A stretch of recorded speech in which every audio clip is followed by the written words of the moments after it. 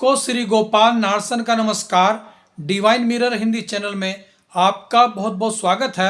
आइए जान लेते हैं आज की कुछ खास चर्चित खबरें। दिल्ली से पटना जाने वाले एक यात्री को इंडिगो एयरलाइंस के कर्मचारियों की लापरवाही के कारण उदयपुर की फ्लाइट में भेज दिया गया। बाद में यात्री को दूसरी फ्लाइट से पटना भिजवाया गया। नागर विमानन महानिदेशालय ने इस मामले में जांच के आदेश दिए हैं। हिंडनबर्ग की रिपोर्ट के बाद अडानी ग्रुप के शेयर धड़ाम हो गए, जिससे अडानी ग्रुप का मार्केट कैप घटकर 10 लाख करोड़ रुपए से भी नीचे आ गया है, जो एक सप्ताह पहले तक 16 लाख करोड़ रुपए से भी ऊपर था। आज अडानी ग्रुप के शेयरों में 30% तक की गिरावट दर्ज की गई है। अखिल भारतीय विद्यार्थी परिषद के जिला सम्मेलन के विरोध में MB-PG कॉलेज हल्द्वानी की छात्र संघ अध्यक्ष रश्मि लमगड़िया कॉलेज की छत पर चढ़ गई और छत से नीचे कूदने की धमकी दे डाली। घंटों तक चले इस हाई वोल्टेज ड्रामे को लेकर प्रशासन के हाथ पांव फूल गए। यह सम्मेलन 4 फरवरी को प्रस्तावित है। उत्तराखंड लोक सेवा आयोग द्वारा आयोजित इंजीनियर पदों की भर्ती परीक्षा में प्रश्न पत्र लीक होने के मामले में 9 आरोपियों के विरुद्ध आज मुकदमा कनखल थाने में दर्ज किया गया है। मामले की जांच SIT कर रही है। पिछले कुछ महीनों में एक के बाद एक भर्ती परीक्षा पेपर लीक होने की भेंट चढ़ती रही है, जिससे उत्तराखंड लोक सेवा आयोग की विश्वसनीयता पर भी सवाल उठने लगे हैं। मध्य प्रदेश में इटारसी के गांव सोमलवाड़ा के किसान शरद ने न्यूजीलैंड से हरा चारा साइलेज बनाने की तकनीक अपनाकर खेती की तो शरद करोड़पति किसान बन गया। उनके द्वारा मवेशियों के लिए उगाया गया उन्नत चारा कम समय में मुनाफे का सौदा बन गया है। शरद इस तकनीक से 100 एकड़ भूमि में खेती करा रहे हैं। देहरादून नगर निगम देहरादून की 129 बस्तियों में से 40,000 नए भवनों पर गृह कर लगाने की तैयारी नगर निगम देहरादून कर रहा है, जिससे नगर निगम की आमदनी 4 करोड़ रुपए सालाना बढ़ जाएगी।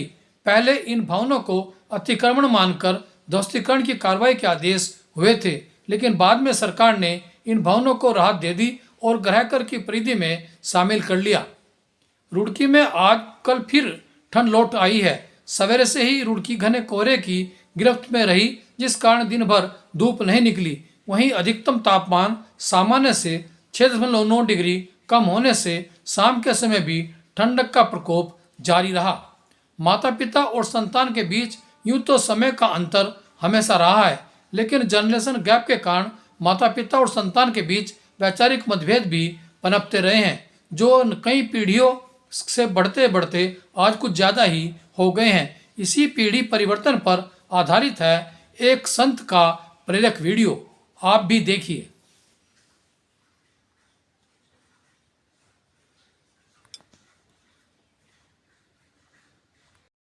जो भी करना होश में करना, और ख़ास तौर पे बच्चे पालने के मामले में तो होश मत छोड़ दीजिए। और ये जो पीढ़ी है, ये पीढ़ी बहुत काम मांगने वाली है। देवियों और सज्जनों, मेरी बात पे विचार करिए, फिर कथा में चलेंगे, क्योंकि आज हम कथा में कुछ संतानों की चर्चा करने वाले हैं, इसलिए मैं आपको पहले से सावधान कर रहा हूं। संतान पालना मुश्किल काम हो गया। क्यों हो गया मुश्किल काम? 50-60 साल पहले भारत के घरों में बच्चे आदेश आधारित सिद्धांत पर पाले गए। इसको अंग्रेजी में कहते हैं इंस्ट्रक्शन बेस्ड थ्योरी। 50-60 साल पहले, उनमें से कुछ लोग बैठे होंगे, घर का कोई एक सदस्य, दादा हो, पिता हो, बड़ा भाई, आदेश देता था और सबको पालना था। कोई चांस नहीं था माना करने का। आदेश आधारित सिद्धांत पे संतानें पाली गई और योग्य भी हो गई। समय बीत गया, वो सिद्धांत चला गया, दूसरा आया।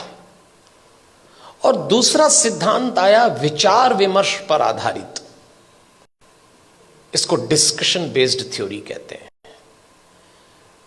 जब दूसरा समय आया, दूसरा चरण आया, तो बच्चों ने माँ बाप से विचार विमर्श किया। माता पिता ने आदेश दिया, इन्होंने डिस्कशन शुरू किया कि ऐसा क्यों है, ऐसा क्यों नहीं हो सकता। लेकिन विचार विमर्श था, और विचार विमर्श करने वाले बच्चों ने अंत में कहा कि बात समझ में तो नहीं आ रही, पर आप जैसा कह रहे हैं मान लेते थे।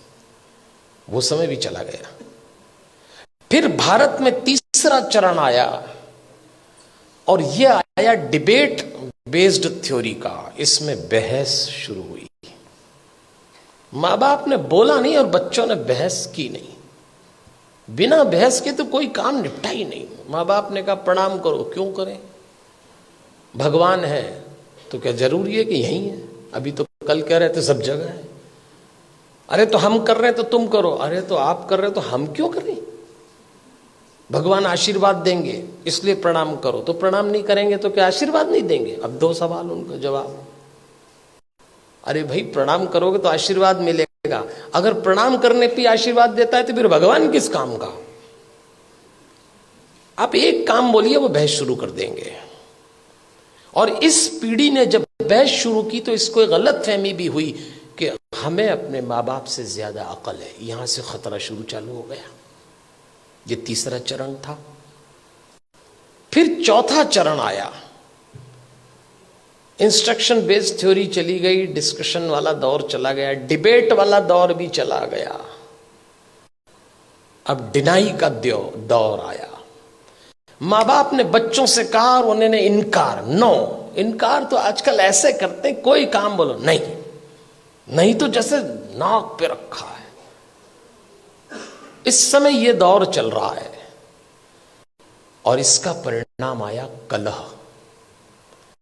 धीरे धीरे माता पिता और बच्चों के बीच में कलह चालू हो गया। बाहर का वातावरण बहुत खतरनाक है। आप अपने बच्चों को घरों में संस्कार दे रहे हैं, समझाइश दे रहे हैं, परंपरा सिखा रहे हैं, बच्चे जरा सा देहरी पार जाते हैं, दुष्कर्मों की, वासनाओं की आंधियां चल रही हैं, दुराचरण के थपेड़े चल रहे हैं। कैसे बचाएंगे इन बच्चों को?